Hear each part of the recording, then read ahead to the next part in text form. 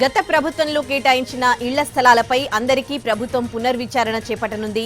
నేటి నుంచి 5 రోజుల పాటు రెవెన్యూ శాఖ సర్వే చేయనుంది. అనర్హుల గుర్తింపుపై స్పెషల్ ఫోకస్ పెట్టింది కూటమి ప్రభుత్వం. ఈ మేరకు అన్ని కలెక్టర్లకు సీసీఎల్ఏ ఆదేశాలు జారీ చేసింది. గత ప్రభుత్వంలో ఇచ్చిన ఇళ్ల స్థలాల్లో ఎంతమంది ఇళ్లు కట్టుకున్నారు, ఎవరెవరికి పట్టాలున్నాయి, గతంలో భూమి ఉన్నవారు ఎవరు, ఒక్కో ఇంట్లో ఎంతమందికి ఇంటి స్థలాలున్నాయనే యాంగిల్లో సర్వే చేయనున్నారు. ప్రస్తుతం కూటమి ప్రభుత్వం గ్రామాల్లో 3 సెంట్లు, పట్టణాల్లో 2 సెంట్లు అర్హులైన వారికి ఇవ్వాలని నిర్ణయించింది. దీంతో అర్హులు, అనర్హుల జాబితాను రెడీ చేసి పట్టాలు ఇవ్వనున్నట్టు తెలుస్తోంది.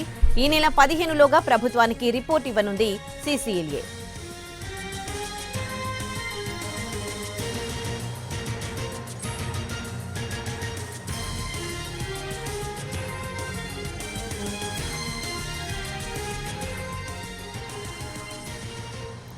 గత ప్రభుత్వంలో కేటాయించిన అందరికీ ఇళ్ల స్థలాలపై ప్రభుత్వం పునర్విచారణ చేపట్టనుంది. నేటి నుంచి 5 రోజుల పాటు రెవెన్యూ శాఖ సర్వే చేయనుంది. అనర్హుల గుర్తింపుపై స్పెషల్ ఫోకస్ పెట్టింది కూటమి ప్రభుత్వం.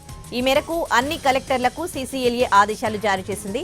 గత ప్రభుత్వంలో ఇచ్చిన ఇళ్ల స్థలాల్లో ఎంతమంది ఇళ్లు కట్టుకున్నారు, ఎవరెవరికి పట్టాలున్నాయి, గతంలో భూమి ఉన్నవారు ఎవరు, ఒక్కో ఇంట్లో ఎంతమందికి ఇంటి స్థలాలు ఉన్నాయనే యాంగిల్లో సర్వే చేయనున్నారు. ప్రస్తుతం కూటమి ప్రభుత్వం గ్రామాల్లో 3 సెంట్లు, పట్టణాల్లో 2 సెంట్లు అర్హులైన వారికి ఇవ్వాలని నిర్ణయించింది. దీంతో అర్హులు, అనర్హుల జాబితాను రెడీ చేసి పట్టాలు ఇవ్వనున్నట్టు తెలుస్తోంది. ఈ నెల 15లోగా ప్రభుత్వానికి రిపోర్ట్ ఇవ్వనుంది సీసీఎల్ఏ.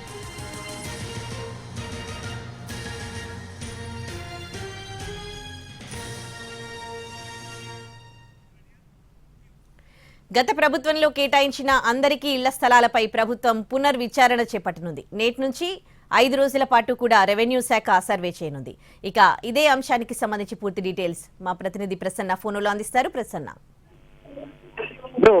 ఓవరాల్ గా ఆంధ్రప్రదేశ్ ప్రభుత్వం ఇప్పుడు గ్రామీణ ప్రాంతాల్లో 3 సెంట్లు, పట్టణ ప్రాంతాల్లో 2 సెంట్లు ఇళ్ల స్థలాలు ఇవ్వాలన్న ఆలోచనలో ఉంది. దానికి సంబంధించిన ఎక్సర్సైజ్ కూడా జరుగుతుంది.